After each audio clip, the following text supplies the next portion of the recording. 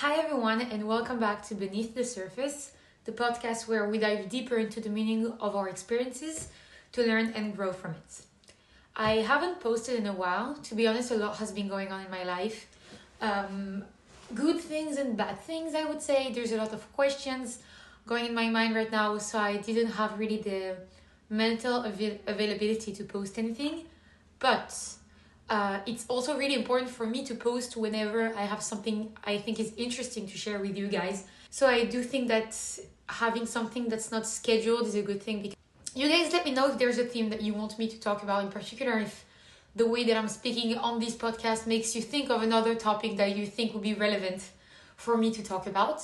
But for now, today we're going to be talking about something that's a bit sensitive, which is religion and my experience from religion and the way I managed to be freed from everything that was taught to me. Well, not everything right now, but like a good part of what was taught to me. I also want to put a little disclaimer on that. This is solely based on my experience. It doesn't have to be your vision of things. I don't want you to think that I have any form of despise towards religious practices or beliefs or anything. That's really not what I mean by that. I just mean that me personally, I found my way out of religious practices because it didn't fit my system of belief and it was just imposed to me for many years. So for a little bit of context, I grew up in a very traditional, conservative, religious family. It wasn't really allowed for us to put in perspective anything that was taught to us when it comes to religion. I didn't really have the right to stop doing a certain practice or a certain ritual because I thought it was not the right thing for me. I didn't really have my say. Later, around the age of 12, 13, I became more religious because I was looking for answers. And I was hoping that religion could actually give me those answers. Disclaimer, it didn't work. I was hoping also to have stronger, like to believe in God more and to trust God more if I practiced more of what was taught to me, which actually didn't work for me. I think it really depends on the people. Some people find through the practice of religious rituals meaning, and some other people feel like it's really like forcing them into a certain system and it doesn't match. And I feel like for me, like as a person who is very, very obsessed with freedom and for whom basically my freedom is one of the most important things to me. I really cannot stand the feeling of being obligated to do something. It's really, really hard for me actually, even like in professional life or in college or anything. I have a very hard time dealing with that. But with religion, I had my say in the end because I get to control my life. So that's definitely something that came into consideration. So the first thing I want to tell you guys about is to dare to ask yourself the real questions. When we're raised in a certain system of belief, we tend to stay by default in a certain pattern that was imposed to us. And it's very hard sometimes to take your courage and actually dare to speak, to think against yourself. Intellectual courage is something that's very important in the path of discovering whether your religion fits you or if it's not really for the right reasons that you might be practicing. At what point did I start asking these questions to myself? So for me, it started at a very early age. I was wondering whether it made sense for me to... So I do take into consideration that some people will say, yes, but religion is manipulated in these ways to make people believe that it's actually a negative thing and everything. I know that some people are very accepting in religious communities. I know that it's not everyone. Just in the way that the text spoke to me, something was feeling off. Something was feeling disrespectful. Something was feeling like it doesn't match the way I believe the world should work. And that I don't think that the force that governs the world is more attached to certain people than to others, depending on who they are, what they do, what they believe in. I just do not relate to this system of thought. So for me, it was especially very, very, very hard to put in perspective those habits, because I realized that I was actually acting out of habit and out of fear of the consequences of not being religious. But it was very hard for me to get out of this because I suffer from OCD. And as you guys may know, OCD, when you are a religious person, it's very, very hard to get out of it, because you were probably taught that, I don't know, heaven and hell depend on what you're doing right now and how you're behaving or what you think. So I remember as a kid, I used to have these thoughts of like thinking negatively of God and being very, very scared that there would be some consequences. Or if one day I wouldn't dress as modestly as the day before, I would be extremely scared that God would not protect me against things that could happen to me that day. And looking back to it, like, I understand from what place it comes, because I still struggle with OCD, but I do believe that nothing on earth is allowed to make me feel that way.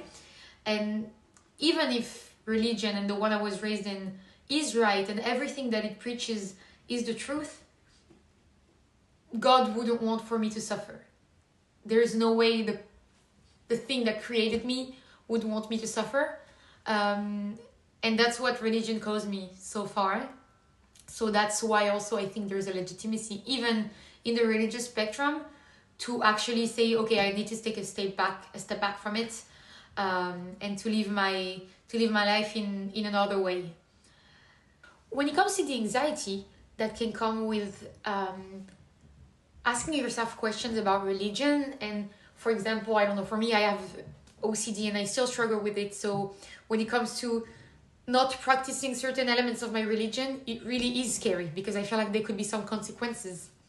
But something that really helps me, and again, it's really about like my personal experience, because not everyone works that way. But for me, for example, I need to go the exact opposite of what was taught to me in order to actually feel less in danger, if that makes sense. Of course, only about things that are traditions and practices like that.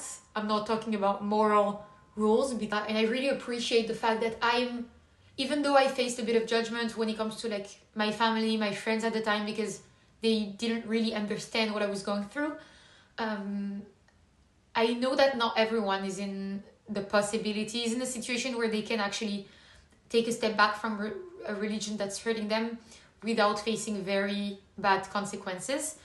So about that, I would say that this whole process of taking a step back from religion, for me at least, it was about being free and not about convincing people that my choice was right.